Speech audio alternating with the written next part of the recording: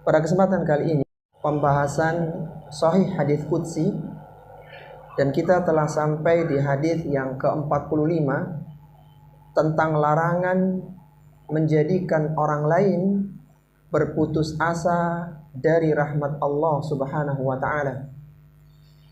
Hadis ini diriwayatkan dari sahabiyun jalil, dari sahabat yang mulia Abu Hurairah radhiyallahu taala anhu. Qala, ia berkata, sami'tu Rasulullah sallallahu alaihi wasallam yaqul. Aku mendengar Rasulullah sallallahu alaihi wasallam bersabda, kana rajulani fi bani Israil. Dahulu ada dua orang laki-laki di kalangan Bani Israel. Mutakhiyaini fakana ahaduhuma yuznibu wal akharu mujtahidun fil ibadah. Yang dua orang itu bersaudara, salah satunya dari dua orang Bani Israel itu giat melakukan ibadah. Kemudian kata Nabi, fakana la yazalul mujtahidu yaral akhara ala dzambi fayaqulu aqsir.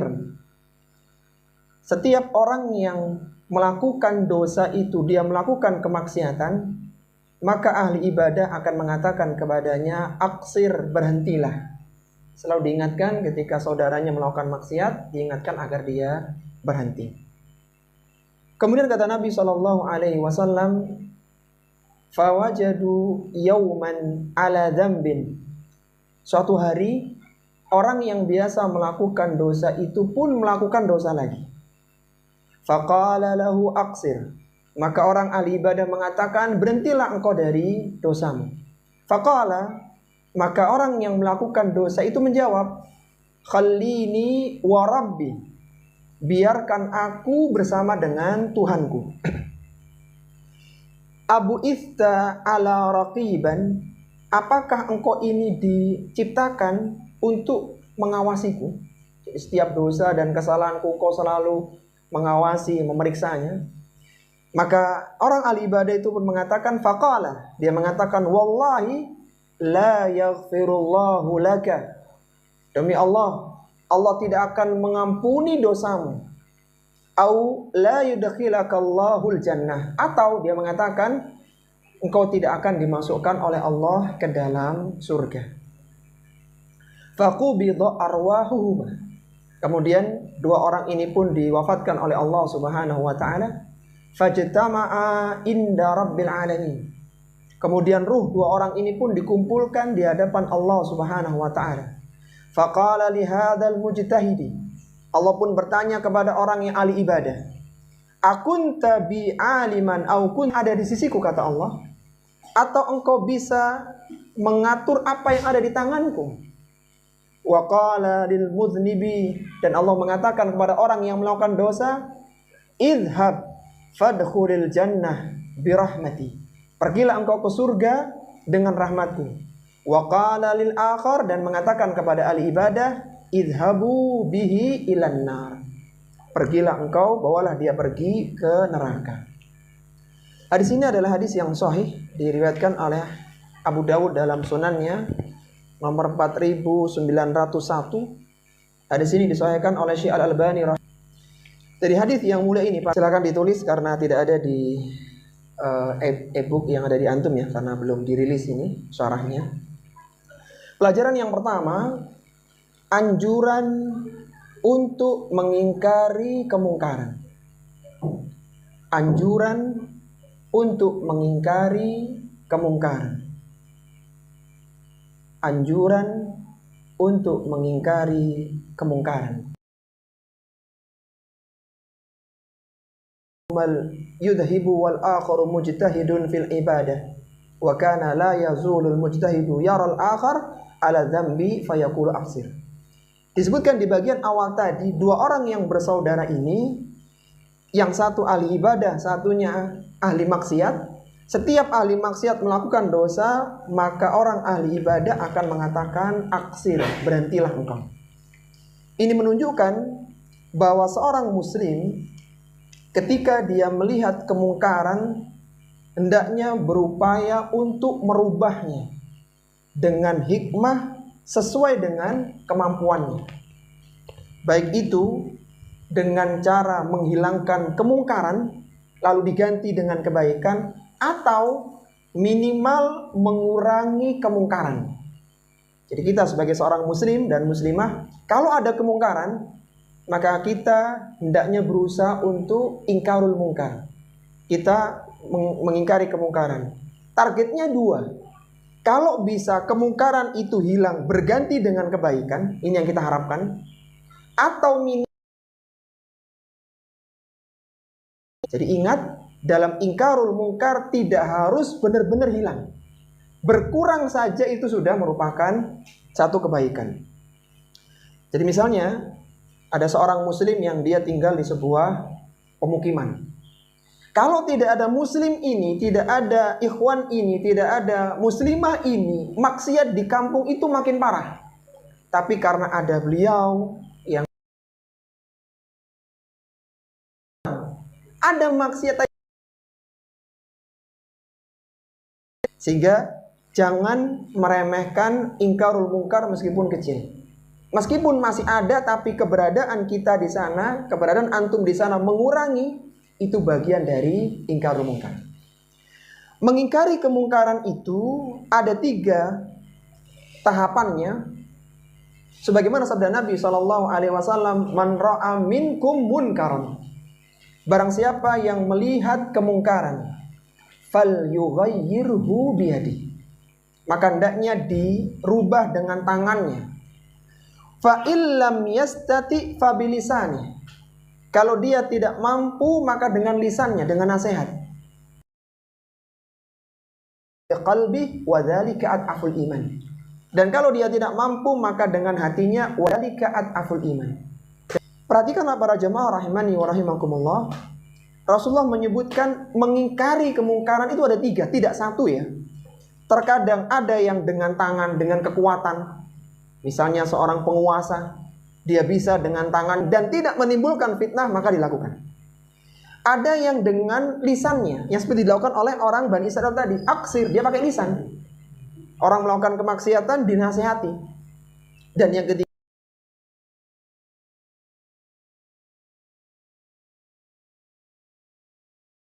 ini maksiat, ini nggak benar, ini dosa. Minimal seperti itu. Kapan kita menggunakan tangan, kapan dengan lisan, kapan dengan hati, ketika dianggap mendatangkan maslahat yang besar. Ingat ya, jangan sampai seorang mengingkari kemungkaran justru mendatangkan kemungkaran yang lebih besar. Kita ambil contoh, misalnya ada seorang keluarga muslim. Mereka hidup di tengah-tengah orang tua, mertua yang umum, awam. Yang awam, mereka tidak paham agama, ya, muslim tapi awam begitu. Ada beberapa hal yang dia tidak suka gitu ya. Ada hal yang dianggap ini menyelisih syariat agama yang benar, yang dia yakini. Maka di sana dia harus hikmah dalam ingkarul mungkar. Jangan sampai dia menunjukkan sikap yang frontal yang berujung terputusnya silaturahmi. Karena memutuskan silaturahmi itu pun diancam dengan dosa yang lainnya. Kata Nabi, la yadkhulul jannah qati, tidak akan masuk surga seorang yang memutuskan silaturahmi. Jadi kembali lagi, ingkarul mungkar itu tidak hanya 1, ada 3. Yang pertama dengan apa tadi? Dengan tangan. Yang kedua, lisan. Yang ketiga, dengan hati. Sehingga ketika ada kemungkaran beda-beda. Yang membedakan adalah maslahatnya. Kalau memang kita maslahat di kejadian itu kita bisa dengan tangan, kita punya kekuatan, kita punya kedudukan di sana dan tidak ada fitnah di sana. Misalnya seorang penguasa ketika menghancurkan tempat-tempat maksiat aman gitu, karena memang dia penguasa di situ, nggak akan ada fitnah, silahkan. Atau dengan lisan, atau minimal dengan hati, dia hadir, dia di sana. Karena kalau nggak hadir masalah motornya lebih besar. Maka dia di sana hadir, tapi hatinya mengingkari. Baik, ini yang pertama ya. Jadi ada anjuran ingkarul mungkar. Yang jelas, pertimbangan milih tangan, lisan, dan hati, pertimbangannya apa para jamaah? Maslahat. Ingat maslahat. Jadi bukan masalah berani nggak berani ya. Kalau masalah berani udah hancurin aja sudah. Tapi pertimbangkan masalahnya. Jangan-jangan setelah dihancurkan efeknya buruk. Citra dakwah jadi buruk. Orang-orang yang seperti kita pun mendapatkan stigma buruk dan berbagai hal yang lain. Sehingga bukan hanya modal semangat, tapi perhatikan maslahat.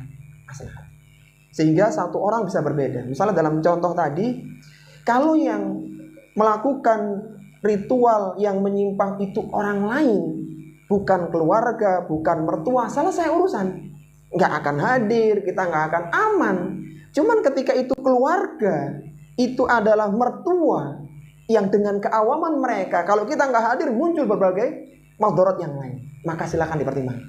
Dan ada jalur paling akhir, yaitu minimal dengan hati. Kita datang ke sana, kita tidak ridho, tapi ingat, ini untuk maslahat, untuk kebaikan. Dan tiap orang beda-beda ya. Sehingga tidak bisa dipukul rata dengan satu fatwa. Tergantung posisinya. Yang jelas pastikan menghasilkan maslahat yang lebih berat, yang besar. Kaidahnya adalah jangan sampai seorang mengingkari kemungkaran yang justru melahirkan kemungkaran yang lebih besar.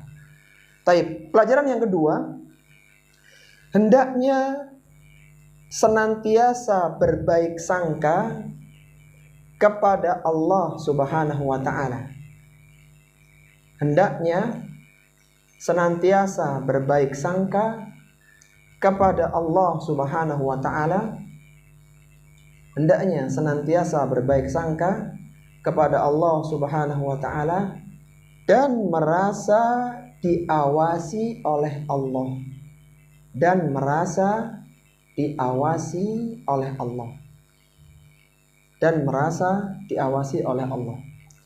Hendaknya senantiasa berbaik sangka kepada Allah Subhanahu wa ta'ala dan merasa diawasi oleh Allah Subhanahu wa ta'ala.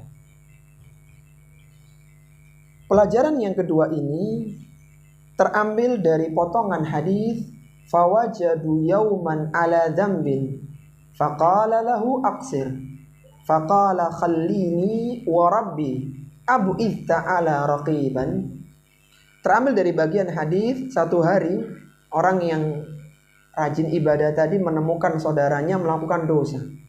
Maka dia pun mengatakan, berhentilah engkau. Kemudian orang yang melakukan dosa itu mengatakan, khallini wa rabbi, biarkan aku dengan Rabbku, tinggalkan aku dengan Rabbku. Abu Ta'ala raqiban, apakah engkau ditugaskan untuk mengawasiku? Ucapan ini, ucapan khallini wa rabbi, kata para ulama syurah, menunjukkan bahwa orang yang melakukan dosa itu, dia masih berbaik sangka kepada Allah.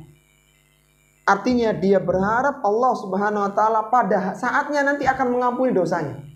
Dia tahu dengan kelemahan imannya, dengan besarnya dorongan syahwatnya, dia tergelincir dalam dosa, tapi dia tahu, aku yakin nanti pada saatnya Allah akan mengampuniku.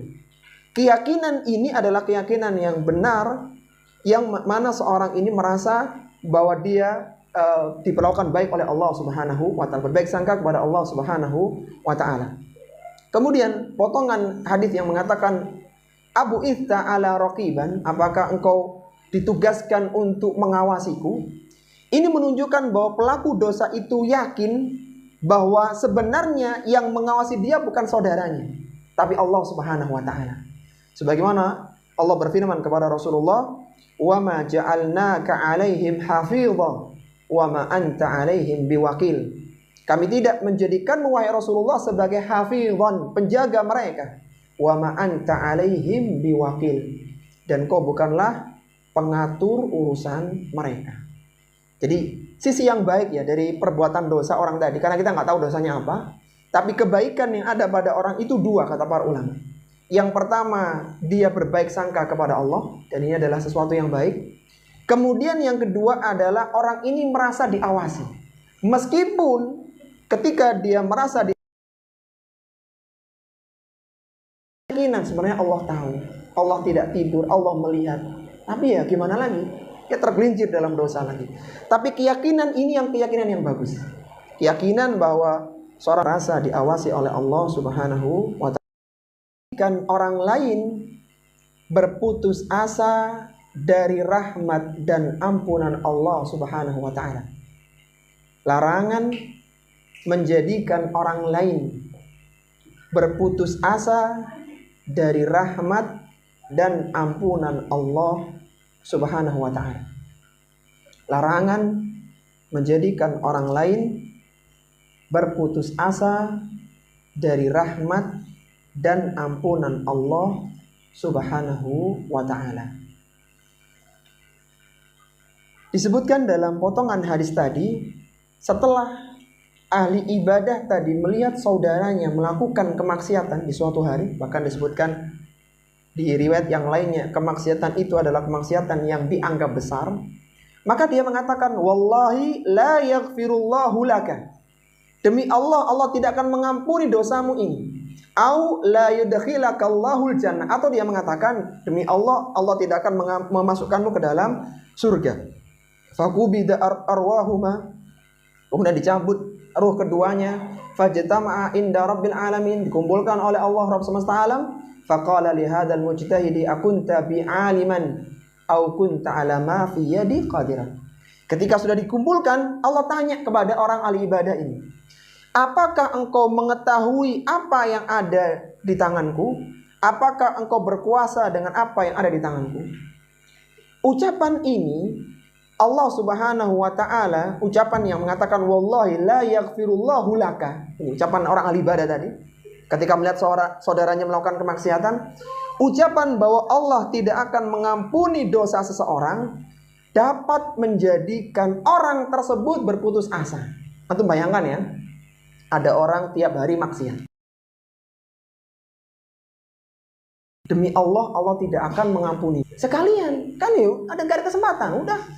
Daripada jadi orang baik sudah nggak bisa, sisa usia diisi dengan keburukan. Menjadikan orang lain berputus asa dari rahmat Allah, ini nggak benar. Ini nggak benar. Allah Subhanahu wa ta'ala menyebutkan dan Allah melarang manusia berputus asa dari rahmat Allah Subhanahu wa ta'ala. Allah berfirman, Qul ya ibadiyalladzina asrafu ala anfusihim. Katakanlah wahai hambaku yang dia israf, melampaui batas terhadap dirinya sendiri. Artinya dia melakukan kemaksiatan. La taqnatu min rahmatillah. Janganlah kalian berputus asa dari rahmat Allah Subhanahu wa ta'ala.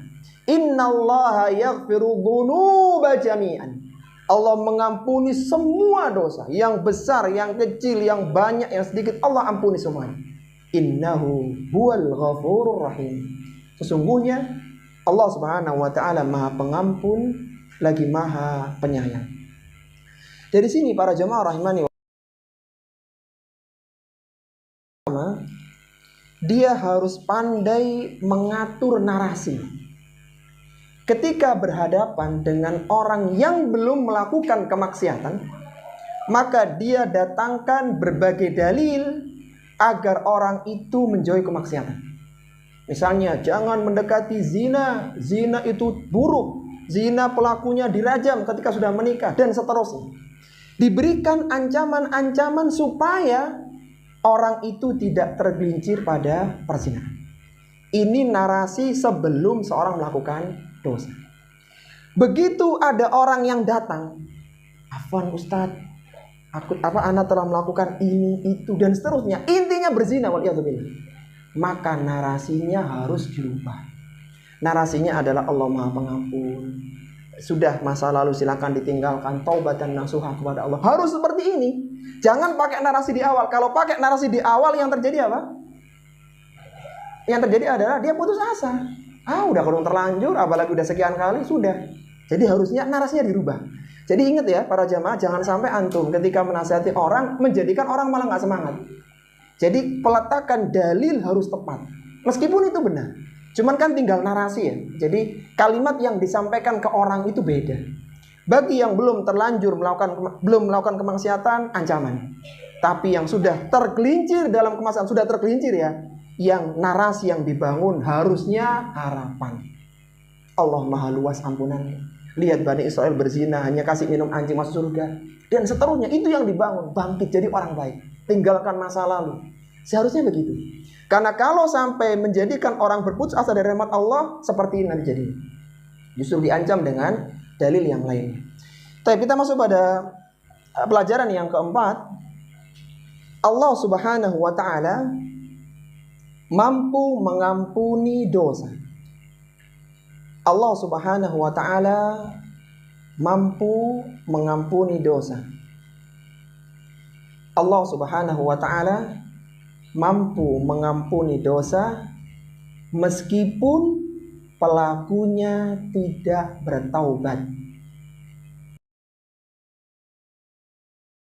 Tidak bertaubat. Meskipun pelakunya tidak bertaubat. Pelajaran yang keempat ini, para jamaah rahimani wa rahimakumullah, terambil dari potongan dalil wa qala lil muznibi. Allah berfirman kepada orang yang melakukan dosa, idhabu fadkhulil jannata birahmati. Pergilah engkau, masuklah ke dalam surga dengan rahmatku. Perhatikan kalimat ini ya. Ini menunjukkan bahwa Allah Subhanahu wa ta'ala mengampuni dosa orang tersebut dengan rahmatnya meskipun orang itu tidak bertaubat. Bisa dipahami ya? Kan di hadis itu nggak disebutin ahli ibadah itu bertaubat sebelum meninggal. Enggak gitu ceritanya. Yang menarik adalah ketika orang ini melakukan kemaksiatan, bahkan sering diingatkan dia dengan maksiatnya, tapi ujung-ujungnya kata Allah, idhabu fadkhulil jannata birahmati. Pergilah engkau ke surga dengan rahmatku. Perhatikan, akidah ahlu sunnati wal jamaah meyakini Allah Subhanahu wa ta'ala mampu mengampuni dosa hambanya dengan rahmatnya meskipun tidak bertaubat. Misalnya, ada seorang ini melakukan dosa dan dia meninggal dalam kondisi tidak bertaubat. Dohirnya tidak bertaubat, dalam maksiat sudah. Meninggal di tempat maksiat sudah. Maka keyakinan Ahlussunnah dengan poin ini, mereka meyakini pelaku dosa tahta masyiatillah, di bawah kehendak Allah Subhanahu wa ta'ala. Jika Allah ingin mengampuni, Allah ampuni dengan rahmatnya. Seperti hadis ini, orang ini surga meskipun dia tidak bertaubat. Hukum dengan keadilannya, sehingga tidak boleh ya seorang pasti neraka, belum tentu. Allah bisa mengampuni dosa meskipun pelakunya tidak bertaubat. Ya perkara nanti Allah ampuni tidak itu terserah Allah, tapi ada peluang itu. Dan ini menyelisih keyakinan orang-orang Khawarij, pelaku dosa besar pas. Ada orang-orang yang dia maksiat tiap hari, bahkan sampai diingatkan berkali-kali, endingnya masuk ke dalam surga. Dosa yang dimaksudkan para jamaah selain dosa kesyirikan. Kalau dia tergelincir dalam kesyirikan, maka tidak akan Allah ampuni kalau dia tidak bertaubat. Jadi pengecualiannya adalah dosa kesyirikan. Sebagaimana Allah berfirman, innallaha la yaghfiru ayyushraka bihi wa yaghfiru ma duna dzalika liman yasha. Allah akan mengampuni dosa, Allah tidak akan mengampuni dosa kesyirikan dan mengampuni dosa kepada siapa yang dikehendakinya. Wa may yusyrik billahi, barang siapa yang menyekutukan Allah, faqad iftara itsman 'azima, maka dia telah melakukan dosa yang besar. Perhatikan, setelah ada lafaz wa yaghfiru ma duna dzalika liman yasha, Allah mengampuni dosa lain yang Allah kehendaki, dikecualikan syirik. Kenapa syirik gak masuk? Wa may yusyrik billahi faqad iftara itsman 'azim. Karena kesyirikan itu dosa yang sangat besar. Sehingga sederhananya begini para jamaah, pelaku dosa besar itu tahta masyiatillah. Allah bisa mengampuni dengan rahmatnya meskipun dia tidak bertobat, dan Allah bisa mengazab dia di neraka dengan keadilannya. Jadi tergantung, meskipun dia bertobat, karena belum tentu taubatnya itu bisa mengalahkan dosanya. Belum tentu, siapa tahu dia punya dosa lain yang tidak bisa terampun dengan taubatnya. Yang jelas urusan surga dan neraka itu hak Allah Subhanahu wa ta'ala. Allah mampu mengampuni dosa hamba meskipun tidak bertaubat, sehingga belum tentu orang yang tidak bertaubat masuk ke neraka, belum tentu. Semua tahta masyiatillah, di bawah kehendak Allah Subhanahu wa ta'ala. Baik. Pelajaran yang terakhir, yang kelima, pemberian ampunan atau siksaan adalah kewenangan Allah Subhanahu wa ta'ala. Pemberian ampunan atau siksaan adalah kewenangan Allah Subhanahu wa ta'ala. Pemberian ampunan atau siksaan adalah kewenangan Allah Subhanahu wa ta'ala. Baik, sebelum kita jelaskan ya poin yang terakhir, kita murojaah dulu ya, siapa tahu ada yang tertinggal. Ada 5 pelajaran yang kita ambil tadi, kita keluarkan dari hadis yang mulia ini. Apa tadi pelajaran yang pertama? Anjuran untuk mengingkari kemungkaran. Cara mengingkari kemungkaran ada berapa? Ada 3, dengan tangan, lisan, dan hati. Masya Allah. Kemudian poin yang kedua, hendaknya senantiasa berbaik sangka kepada Allah dan merasa diawasi oleh Allah Subhanahu wa ta'ala. Yang ketiga, larangan menjadikan orang lain berputus asa dari rahmat dan ampunan Allah Subhanahu wa ta'ala. Yang keempat, Allah bisa meskipun pelakunya tidak bertaubat. Yang kelima, pemberian ampunan atau siksa adalah kewenangan Allah Subhanahu wa ta'ala. Baik. Poin yang terakhir ini para jamaah rahimani wa rahimakumullah terambil dari bagian akhir hadis, wa qala lil akhar, Allah berfirman kepada orang yang ahli ibadah, idhabu bihi ilan nar, bawalah dia pergi ke neraka. Padahal dia ahli ibadah loh ya, endingnya di neraka. Ini menunjukkan bahwa ampunan atau siksaan tergantung pada kehendak Allah Subhanahu wa ta'ala.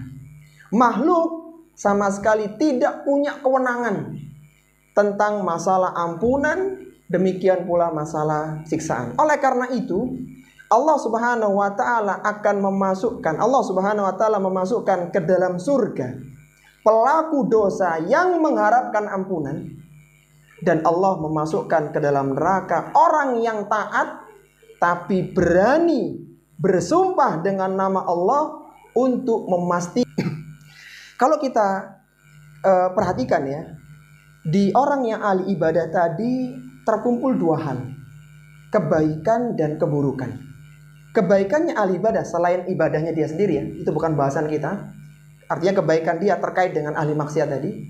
Kebaikan dia yang pertama adalah ingkarul mungkar, itu bagus. Dia mengingatkan saudaranya, aksir, berhenti, ini bagus. Tapi dia punya 2 kesalahan. Kesalahan yang pertama, dia menjadikan saudaranya berputus asa dari rahmat Allah. Ini salah. Itu dengan mengatakan wallahi la yaghfirullahu laka, Allah tidak akan mengampuni dosamu. Ini salah yang pertama. Kesalahan yang kedua, dia bersumpah Allah tidak akan memasukkanmu ke dalam surga. Ini kesalahan yang kedua. Dia berani mengambil kewenangan yang bukan kewenangan dia. Itu kewenangan Allah. Bisa dipahami ya? Jadi jangan dianggap ahli ibadah itu semua salah. Enggak, ada benarnya dia. Benarnya di mana tadi? Kebenaran dia di mana? Di ingkarul mungkar, benar. Kesalahan dia 2. Yang pertama adalah menjadikan orang lain putus asa dari rahmat Allah. Ini salah. Harusnya tidak itu narasi yang dibangun. Kemudian yang kedua, dia berani memastikan surga neraka, padahal itu bukan kewenangan dia. Kewenangan siapa? Allah Subhanahu wa ta'ala. Kesalahan dia di situ. Berani mengambil alih kewenangan yang bukan haknya. Dan ini bukan hal yang sederhana. Ini adalah amalan yang menjadikan kebaikannya terhapus. Kalau kita renungkan, ini dibahas oleh para ulama syurah ya. Antum perhatikan, di awal Nabi menyebutkan mujtahid. Orang ini ahli ibadah loh, ahli ibadah. Tapi endingnya di neraka. Berarti ada sesuatu yang bisa mengalahkan ibadah dia. Antum paham gak? Jadi orang kan ahli ibadah, dia bukan disebutkan maksiat, bukan ahli ibadah, bahkan ingkar mungkar. Tapi endingnya di neraka. Kok bisa? Dia kan punya pahala. Kemana pahalanya? Jawabannya, semua pahalanya terhapus dengan 1 kesalahan. Berani mengambil kewenangan yang bukan kewenangan dia. Disebutkan dalam hadis yang lainnya, Nabi bersabda, "Faba'atsallahu ilaihima." Allah pun mengutus malaikat untuk mencabut ruh keduanya. Wajtama'a indahu, dan dikumpulkan 2 orang itu di sisi Allah Subhanahu yang melakukan dosa. Allah mengatakan kepada orang yang melakukan dosa, idhab fadkhulil jannah birahmati. Pergilah engkau ke dalam.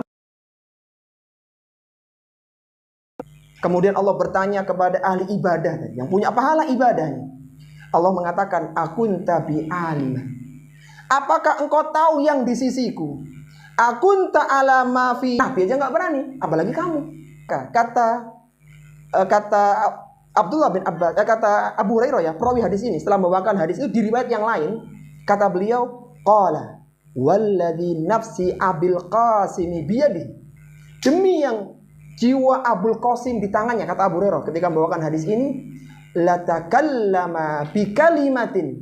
Sungguh dia telah mengucapkan sebuah ucapan au baqat dunyahu wa akhirahu, yang menghapuskan dunia dan akhiratnya.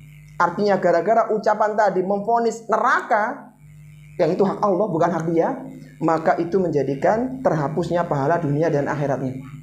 Bahkan disebutkan dalam riwayat yang lainnya dari Jundub bin Junadah, Nabi bersabda sallallahu alaihi wasallam, anna rajulan qala. Ada seorang yang berkata, wallahi la yaghfirullahu li fulanan.